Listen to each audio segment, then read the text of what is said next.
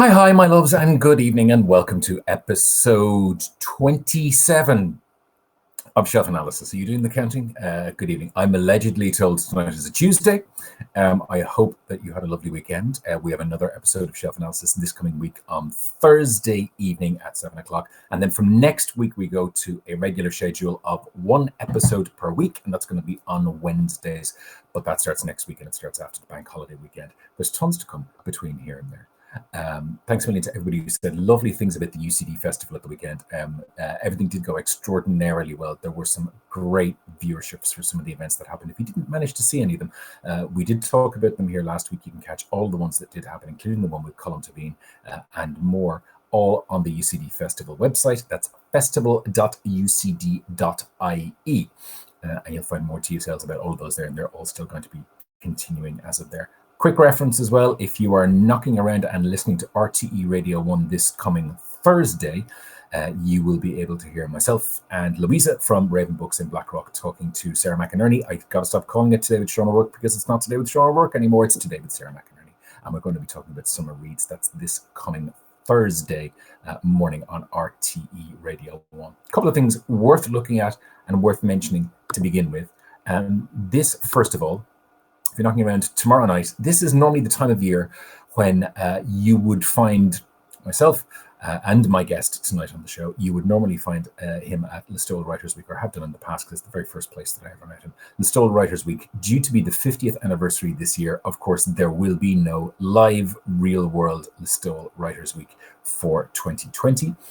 Instead, they are going to be announcing the winners of their literary competitions as part of a digital event, and that's happening on Facebook and on their website. That's tomorrow night at 8 p.m. From Listowel. Again, sadly, there's no Listowel happening this year. Normally, it's where I'd be on the June bank holiday weekend for the last few years.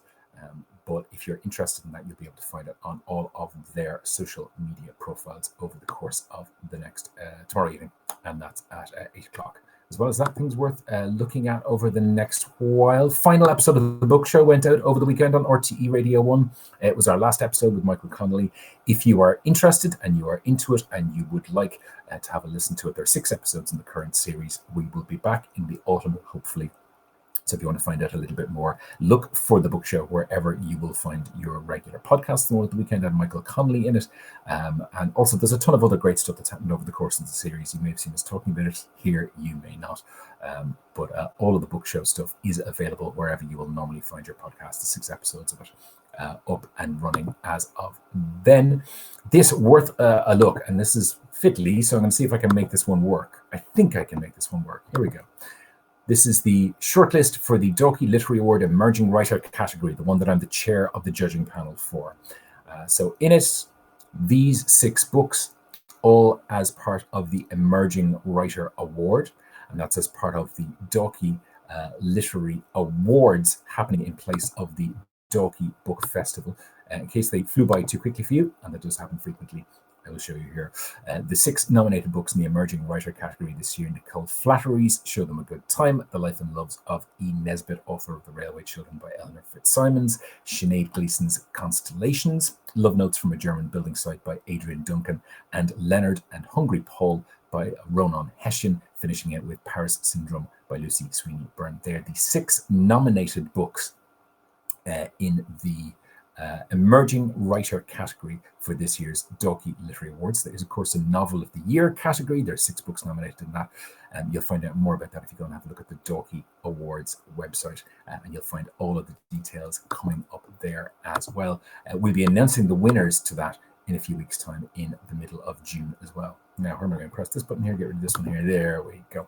Let's see what Karina is up to tonight and what Karina is reading. Karina, what have you got for me tonight? Oh, Karina seems to be reading Xavier de Maistre's A Journey Around My Room. If you were watching over the course of last week, Mark O'Connell? Mark O'Connell was on. I was talking about the Xavier de Maistre book, A Journey Around My Room. Hello, Karina. You seem to be enjoying a glass of wine. Fair play to you. Well done.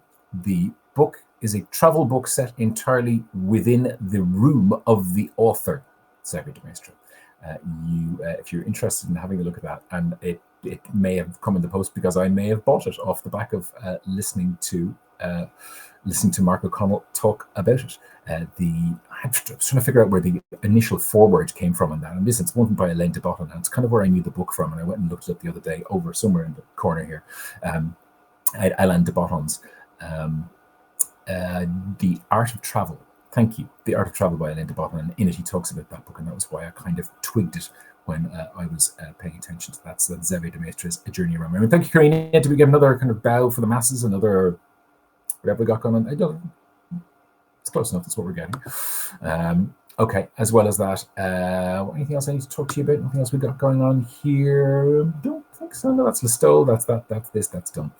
Now is the point at which I have to tell you that we have lost the link to our guest tonight.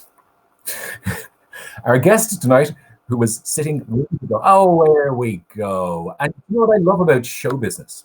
What I love about show business is that frequently things like this happen. It's the second time over the course of 26 live episodes that I can go, we've had technological problems, and I was just about to lose all hope. I was almost about to start improvising. But good evening, Graham Norton. Hello. No, I was looking at the thing below, and I was thinking, I'm sure I'm supposed to be there, but I'm not there. And then I just thought, Rick seems so confident. I must still be there on his computer. So but I wasn't. So yeah. I was, the thing about the duck, I was paddling furiously underneath was here's Serena on the top. It was very impressive. How are you? I'm very well. Before we go any further, that's because I need this right now on the basis of the last 3 minutes. Yeah. Cheers. Chin chin. Tell us a little bit about, it's the first question usually for everybody and all the authors I talk to, about how lockdown has been treating you over the last, it started off as being 4 weeks or 5 weeks, it's now 8 weeks and 9 weeks. How are you in London? I've been in a very fortunate position because work has kept going. So the radio show and the TV show, I mean, they're very different. They're not as fun as they normally are, but they have kept going. So there's been a kind of a routine to my life and just something to occupy me. And I think that has really helped, because talking to friends who've been furloughed or talking to friends who are just, don't have anything on, no gigs. I think it's really getting to them a lot more. I think in the beginning, like everybody, I had that kind of, that weird pressure on your chest, and it's a kind of a nameless anxiety. You can't really describe it. And then that kind of went away, and now I'm just kind of getting on with it. And I find I'm able to read again. I'm able to concentrate again. So it's it hasn't been as bad as it might have been. Did you have that? And lots of the authors that I spoke to, I think particularly in the early part of the series, they were having problems both writing and reading and pretty much concentrating on anything. Did you go through a phase of that and then it managed to kind of, work itself out? It did. I suppose I was lucky in a way in that what I was working on was the end of a book. The only odd thing was I got to the end of a novel and it was supposed to end in 2020. And I just thought, it can't end now. I can't suddenly throw in a global pandemic as a little kind of, plot twist at the end of a novel. So I shifted all the action back. So it now ends in 2019 before any of this occurs. So it won't be the first of the Corona novels. Presumably somebody's writing a Corona novel right now. It'll be out any minute. I know at least one major author who I've interviewed off air and told me that he is in the process of putting together his major Corona. He said it may go nowhere, it may not get anywhere, it might be terrible, but I'm going to have a crack at it. But having said that, I know as well a number of authors, including Michael Connolly, who I spoke to on the book show last weekend on Radio 1, who said, yep, had a book, was supposed to be finishing in 2020, and he had to do the same trickery. He just jigged everything back by 6 months, and there you are. Yeah, because I thought about, could I? And then I thought, no, someone can't casually mention it. Tell me maybe a little bit about, because it's been the most visual part of it for all of us, about the TV show, about the chat show, because obviously it normally operates in a way that is very public. There are lots of people, you feed off an audience, people are physically in front of you, and like every other chat show in the world, you've now got to do the screeny thing. What's that been like as a presenter? It's hard. It's kind of heavy lifting in a way because you don't have that audience to kind of to lift you. And what's sweet is, people sending messages kind of going, "Oh, it's not as good without an audience." It's like, yeah, we know that. We haven't corralled 600 people in a studio every week for 20 years for the good of our health. We know an audience helps. And so yeah, you miss that, and also you miss kind of the interaction between the other people, and the interviews tend to be more cursory in that you feel like maybe it's just me from I grew up where if you were making a long distance phone call, it was like, how are you? Okay, bye. Because it was costing £1 million a minute. So I'm a bit like that with Zoom, where I'm like, okay, great. So it's been a bit like that on the TV show, where the interviews they're very kind of they're cursory, and and to be honest with you, the main reason we're doing the chat show is because when the BBC said they were interested in a version of our show in lockdown, we were yes, because we have a bunch of people. They're all on short-term contracts. They're only for a series, so we kind of thought they all thought they were going to start work at the end of March. So the fact that we were able to still employ them, that was really the main reason for continuing with it, because the show isn't as good. It is quite a thin watch when you're just doing it without an audience. So the fact that we've been able to keep people in employment for 2 months is really the best thing to come out of it. And there's also, I suppose, there's the flip side of that as well, which is that you literally do have a captive audience, in that those people who might normally be the same with the Late Late Show here, they might be out on a Friday night, or they might be off doing stuff or meeting their friends. Literally everybody is going, what's on? I need something that has people in it. I need something where I can see people interact with others. There's a little of that as well, surely. There is, and also I think what's good about our guests is that they are telling you about things you can then go and binge watch. We've got this week. In fact, I've just finished it downstairs. I did Chris Evans and Michelle Dockery, which is why I'm wearing makeup. Michelle Dockery and Chris Evans, and they've got an Apple TV thing, Defending Jacob. I think it's a book. I think that is a novel. And so they're talking about that, and it's a good source of tips of new stuff, because people are looking for new stuff. And that's why, obviously, I've been doing this, because people need new reads, and who better to get it from than people who read a lot. Before we get into anything else, if you do want to ask Graham a question, stick it in comments below. There are people tuning in from California to Oman, I'm being reliably told by my production staff of one. Liz, my wife, is next door, who's going, nothing to California, Oman, that's what we're getting. Like a World Wide Web. Who knew? Firstly, I want to ask you a little bit about the new book, because obviously the book you were working on is not this book. This book is done. This book is ready and ready to go. Oh, it was this. That was this. Oh, yeah. Wow. Okay. So Homestretch isn't due out until later in the year. But now that I have you, and I'm conscious you haven't really talked about it anywhere yet. Yes. Where do I do that? And it's on one of the sides of you there. Tell me a little bit about the new book that's coming out later this year.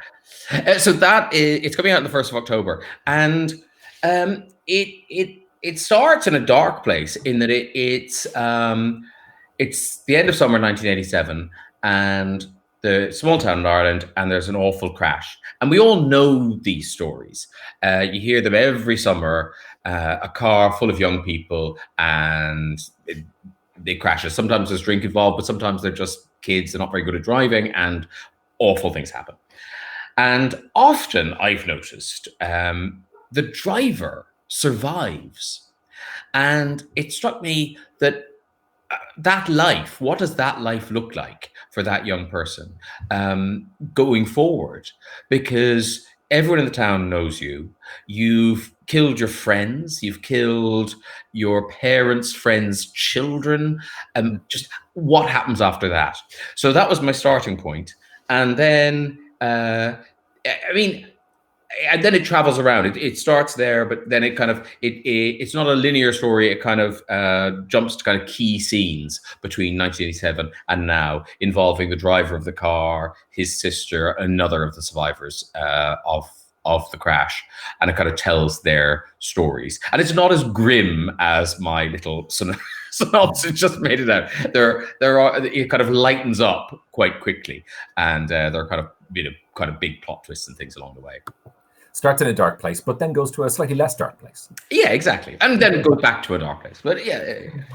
To tell me as well, I suppose, because of the nature, you and I met the very first time, the first year I interviewed you in Listowel, which would have been this weekend, would have been their 50th anniversary in Listowel at the festival. And obviously that's been far away.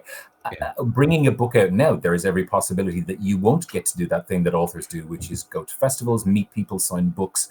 Does that feel strange, bringing a book out now in a kind of unusual world like that? Well, I suppose we're in a kind of weird bit now where there's still a glimmer of hope.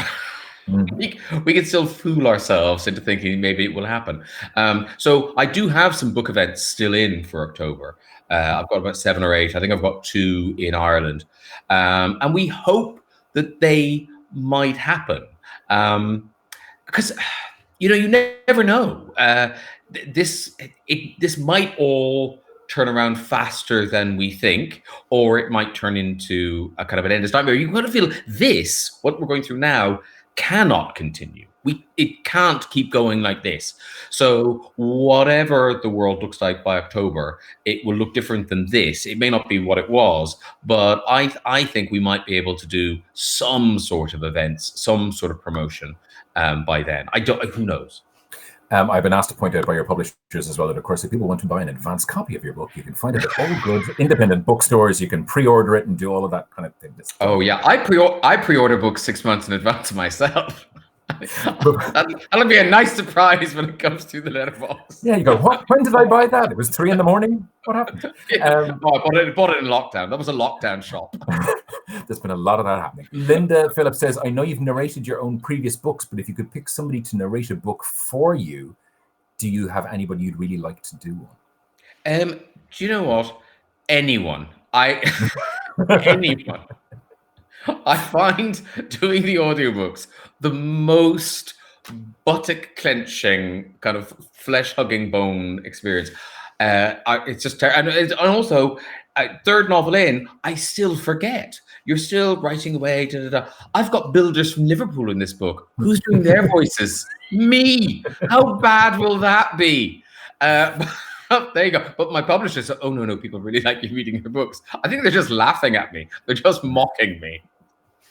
I'm going to ask you about the books that you've chosen for tonight, and we will talk to you again maybe a little bit at the tail end of this. But for everybody, it's take 3 books, 4 books, 5 books, whatever you want, and they're books that there are no criteria. It can be anything you like that you just would like to press on people now and go, here, have a look at this. So what have you chosen for us tonight? Well, what I did was I had a book in mind, and then I just ran downstairs and got some more. So I'll start with the book that I had in mind, because it's a new book. Colin McCann, A Pergamon. A Pergamon? Yeah. Is that what you're saying? A paragon. Paragon. Yeah. You do sort of think, I mean, this book is so good. That's why I'm recommending it. But you can imagine this publisher's going, you're calling it what, Colin? It's called Come Again. And there's 1,001 chapters in it? How does that work? Hello. Hi. We've got a little dog visitor. Hello. You seem upset. Are you okay? You okay? Yeah, all good. Dogs, children, anybody, they're all welcome. Anybody who wants to pop in. Have you read this? I have, yeah. And you're right. It's extraordinary. I just thought it was brilliant. For people who don't know, it's the story of a Palestinian father and an Israeli father, and their sort of tragic bond is they've both lost daughters in the conflict. But it goes so far beyond that. It's sort of like almost like magpie fashion, sort of stealing little kind of motifs and anecdotes and stories and myths from all over the place and bringing them all together. He talks about it in terms of music, and you can see that he kind of weaves various kind of melodies and tunes throughout the book. I thought it was so impressive how a writer kind of sat down with a blank page and was able to navigate their way and map their way through that. I just thought it was brilliant, absolutely brilliant. And very much so one of those books, people shouldn't be intimidated by the size of it either, because I don't know about you, but I lashed through it. I was through it in 3 or 4 days. Well, no, because it's clever. It's all little bite-sized bits, and it's one of those things you want to be sitting with someone while you're reading. You want to go, did you know that the first man to blah blah blah? It's full of interesting little. I was that person, and my wife did not do it. Now, book number 2. What have you got? Wait, now this is one I just grabbed from downstairs. Over the last few years, this book I enjoyed so much. It's Francis Spufford, Golden Hill. Okay. And I probably wouldn't have ever read this, except I was on the panel for the Costa Book Award a couple of years ago. And this was up.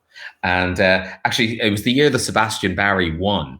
And just before lockdown, he was on my radio show with the new one, A Thousand Moons. And he was thanking me as one of the judges. Because I was like, I didn't vote for you, but this got my vote. I really did like Sebastian Barry, but this was the one I voted for. And if you don't know it, it's kind of a faux 18th century romp, and it's just terrific. It's a thrilling roller coaster of a ride, and it's so vivid. You are there. It's extraordinary. And it's with Francis Spufford. It's his first novel. He's written loads of very kind of academic nonfiction, but this is his first novel. And it's set in a very, very, very new New York. It might even be New Amsterdam when it's set. And there's a kind of there's a race across rooftops at one stage it's like watching a film. It's extraordinary. Have you read this one? No, I haven't, but I'm feeling that weird thing that I was also on the Costa judging panel one year, and I also didn't vote for the winner, and I also was like, I voted for someone else completely different. Did they? I thought it was the weirdest thing. They lied to me. When it came to the voting, when we talked about the books, I thought, oh, we're all on side here. And then when it came to the voting, it was like they'd all decided to vote for Sebastian Barry in a corridor outside the room. Let's make Graham look really stupid for voting for this one. No, ours was much closer. Ours was whatever the year before last when Sally Rooney didn't win. And it was a very tight, I think I can say it at this stage, it was a 4-3 split vote by the time we got to the end, and she just about didn't win, and it went to it. Who did win?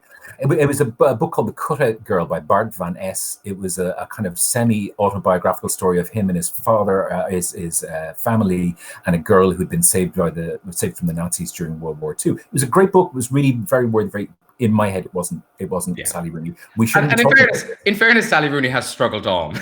Yeah, she's limped on. Whatever happened to her. Book number 3. What have you got? That sounds fantastic. That's great. This one is Anne Glenconner, Lady in Waiting, and this is one of those books where you think you know what it's going to be. It's posh lady. She was Princess Margaret's Lady in Waiting. She had a bonkers husband who invented Moustique. I mean, I know Moustique was there, but he made it into a thing. And I read it because she was coming on the radio show, and it's hilarious in that, you talk about white privilege. There's no white privilege in this woman's life. Her life is so. But it's funny, hideous. It's so awful, it's funny. And then about 2/3 of the way into the book, it's just so heartbreaking. She loses a son to AIDS. Another son has a motorcycle crash and is severely brain damaged, and she nurses him back to life. And it's very hard to describe this book. She wrote it herself. She didn't use a ghostwriter or anything. And you can tell she wrote it herself because it's so idiosyncratic and odd. And it's one of those things. Do you remember reading Peg when you were in school? Oh, yes. And so Peg would have a baby die, and that would take a paragraph. And then she'd lose a hat pin, and that would be like 7 pages of, So and the Peg, that's someone writing their own book. And this is a bit like that, but it's a kind of wonderful window into a world that is gone now. It's not like you kind of think, the world she was born into just doesn't exist anymore. And at the end, I was very, very fond of her reading this book. I thought she was that sounds fantastic and compelling, and I didn't know anything about it either. Remind me, sorry, what's the name of the author again? It's called Anne Glenconner is her name, and Lady in Waiting is the thing. And she was Princess Margaret's. And also, that's the other funny thing is she really likes Princess Margaret. She really likes Princess Margaret, and she thinks she's writing a book where you will walk away liking her too. No, it doesn't work that way. She's so vile. But Anne Anne doesn't know. Anne's just telling you stories from Princess Margaret, thinking, oh, Princess Margaret. And you're going, she's what? She did what? Yeah, Even more compelling. Great. Yeah, no, it's a good read. But it's not about Princess Margaret. It's about Anne. Yeah. Okay. Do you have more, or do you have your wife? No, I can do it for as long as you want. No, I'll quickly do this. Liz Nugent, Our Little Cruelties, because I was doing a thing for Independent Bookshop Week, which is coming up at the end of June, and I was talking about this book, and because Liz has that thing where she can just grab you by the scruff of the neck and just drag you through a plot, your little feet flapping through all the twists and turns. And, you read a lot, and lots of authors have different strengths and different qualities. But that ability, that gift of being able to hook a reader and keep them hooked is rare, really rare. And Liz has it. So I read that so fast. It was nuts. I was just like, I felt like a child with my Enid Blyton again. I was like, and I'm also absolutely sure Liz is watching tonight. Hello, Liz. Is she? I know. I saw her on Twitter, hoping it would be my kitchen. Sorry, it's not my kitchen. It's my office. So no, it's. I got questions for him from people. So there's a few of these maybe we can get through here as well. Oh, yeah. Siobhan says, "Are all your books just entirely made up, or do you draw from real life events of things that have happened in your life?" Not really. Well, this book that I've just finished is probably a little more personal, and certainly the starting point about the crash, people have told me about those crashes. I've read about the crashes. In the past, A Keeper, that was a story that my mother told me about the daughter of a friend of hers, and then Holding started with a kind of a house just outside Bandon that had a story attached to it, and that's kind of where that came from. But this is probably the book that has little bits of my life in it, but not kind of the bits you'd expect, not kind of TV or London or any of that. Pauline asks a question that I'm fairly sure I've asked you more than once on stage. What inspired you to write in the first place, to become an author? I mean, what inspires anybody? I mean, I suppose it's that desire to tell a story. People enjoy telling stories. Particularly, I think there is kind of an Irish thing that we are interested in other people's stories. I think I've said this before, but in Britain, I always feel like people, if you're going to tell a story, it needs to be about someone they know, so that it's gossip. It needs to be about a celebrity or a neighbor, someone that they know. But Irish people, we don't need to know them. It can be, your brother-in-law's cousin's neighbor who lives somewhere. We still want to hear the story. If it's a good story, we want to hear it. We don't care. And I think that's probably where that came from. And I think I just got to an age in my life where I kind of thought, if I'm going to do this, I should do it, or at least try. I didn't know if I could. And I think it's quite a nice thing to be a debut anything at 50. And I think it was 52 when Holding came out. Is it immensely gratifying? I know the answer to this question already, but to make that decision at that stage, and now to have books that have sold, to have lots of people here who are anticipating the next book, to have had them nominated for awards, because they could have sank without a trace. Yeah, no, absolutely. And I there is that kind of odd thing about being bloke off the telly writing a novel, is the humiliation will be greater. And there's a lot of people, circling the water and waiting to see what this is going to be like. I think in a way I benefit from that, because I think people's expectations were so low. The fact that it wasn't as bad as they thought it was going to be made them think it was slightly better. And I think, I went into it thinking, what's the worst that can happen? And the worst that happened, everyone just laughs and say, that's a terrible book. Suddenly you're Morrissey. But, people have sort of forgotten that Morrissey wrote a novel. He got over it. And I think I would have got over it as well. It would be something, you let your friends enjoy it. They'll bring it up occasionally, and they can text you reviews and going, oh, did you see this? Are you okay? And You must give them permission to do that. But so far, it seems to be going okay. Yeah. It's been fun. Is this just really this? You're in your office right now. So is this? Do you work there? Do you write there? Is it just your general office? Tell us a little bit, just maybe about the space where you are. This is the office in the house, which has the best Wi-Fi, which is why I'm in it. And this is I do most of my writing in here.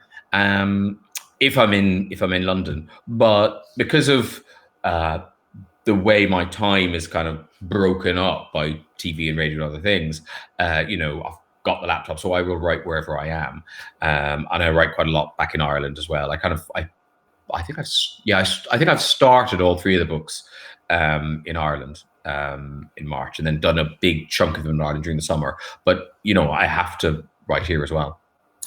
I'm just passing this on. There are many comments, I've been told, with people wanting to see your dog. I'm just passing that on. I'm just throwing it out there. He's no longer in the room. He has left. He came in, had a look. I thought, no, not for me. Daddy's on the TV again. I'm just going to go away for a while. Okay, yes. That's if Ricochet's Bone Club, he'd be in, but no. It might be. Arrange that for next time. That's fine. Liz Newton is in. She has commented. She says, "Sorry, I have to go and ring everybody in the world." Thank you so much. Which is a very Liz thing to say. Maybe just before I finish up with you, and it's a strange one, but I've gotten interesting answers out of some people from this. Have you found anything positive from the last 8 weeks, 9 weeks? I realize everybody sees negatives around them, but there are positives elsewhere. Have you felt any of that or seen any of that? I suppose what's kind of a good lesson in a way, or I don't know what it is, but it's kind of it's been pleasant to find how little I've missed. Because you always kind of think, oh, what if that was taken away? What if that was taken away? And actually, lots of things are just kind of, it is kind of, stuff and nonsense. So it's just noise. And in a way, it's been kind of like not missing those things. Eventually, I suppose I'll miss kind of going out and being in a crowd, but I haven't yet. It's a bit like when I went to New York. I've been on Channel 4 for, I don't know, 4 or 5 years, and the show had done well. It was a hit. And I remember arriving in America, and I was going to be there for a year. And I remember getting off the plane and thinking, well, I wonder if I'll miss being famous. It was a kind of a genuine question. I didn't know, would I miss it? And I didn't at all. I didn't miss it a bit. And I think it's a bit like that in London, where all those things in London, which are really fun to do, going out to restaurants, going to the theater, all those things, I haven't missed them in a way that I thought I would, to the point where I think I shouldn't be living here. Why am I here? But really, I'm further away, and I've missed theatre in London, because I think the only time I've seen you in recent years in the UK, and I think you were the far side of an auditorium, and I didn't get to say hello to you. I think it was at Ian McKellen's one-man show in. Oh, were you there that night? I was there that night. You were off over somewhere on the far side, but I miss London theatre a lot, and we had a few things booked that obviously now are completely gone by the wayside for the rest of the year, and it's that little itch. Again, I'm with you. I don't necessarily miss going to the pub or meeting people or socializing or any of that, but that's the itch that I need to scratch, I think. Well, I was lucky. I was in New York just before lockdown, and I got to see a couple of things. I got to see, in fact, Ruth Negga. I got to see Ruth Negga doing her Hamlet in somewhere, not in Manhattan. In Brooklyn, yeah. Brooklyn, was it Brooklyn? Yeah. It's far away. It's very far away. And then I got to see an amazing production of Who's Afraid of Virginia Woolf with Rupert Everett and Laurie Metcalf. And it ran for, I think, 6 previews. Wow. And that's the moment at which the technology gives up. But, no, you're back. Wait, there you're back again. That's fine. Because you were, you're here. I got to press another button to put you back on again. You were. Oh, no, you were halfway through 6 previews. There we go. 6 previews is where we were. 6 previews, and now there isn't availability with that cast, so that production will never come back. It will never be seen again. And it was brilliant. It was the best production of that play I've ever seen. It was really so good. But I do remember coming back, and I got back on I think the Monday or the Tuesday, and on Thursday they closed all the theaters on Broadway, and you just thought, wow, it's gone. That whole world gone. And that was kind of, I think for me, that was the most shocking moment to find, that would just be shuttered like that. I've had that one moment of, we were in New York in January and we saw Sing Street, the musical version of John Hackney's film, and we saw it in the New York Theatre Workshop, and they were due to move to Broadway. They'd been given the bump, they were going on to Broadway, they were in pre-production, they were in rehearsals, and obviously that, for all of those kids who are all in their kind of early 20s, that show is, as far as we all know, just won't exist. It was certainly not with all of the people who were involved with it at the time. No, it's so, and that is what makes theatre special anyway. Is that it's this ephemeral thing, and it doesn't exist. It only exists in your memory. But for that to happen, for it to only exist in the cast's memory, that is just awful. I'm conscious that before the technology gives up on us, this is as good a moment to leave as any. Thank you so much for coming on Shelf Analysis tonight, because I'm sure you've 47,000 other things that you can do. No, honestly, as we all know, no, I don't. I've got one final question from somebody here, and it's a good one as well. Is there anything on TV that's recently made you passionate over the last while? Box sets you caught up on, or things that you had missed and you would recommend?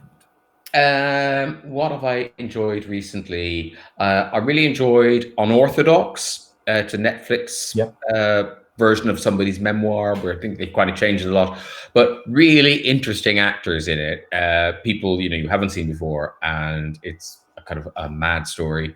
And what else? Watched a few films. I haven't really found. No, I tell you what I'm watching is Babylon,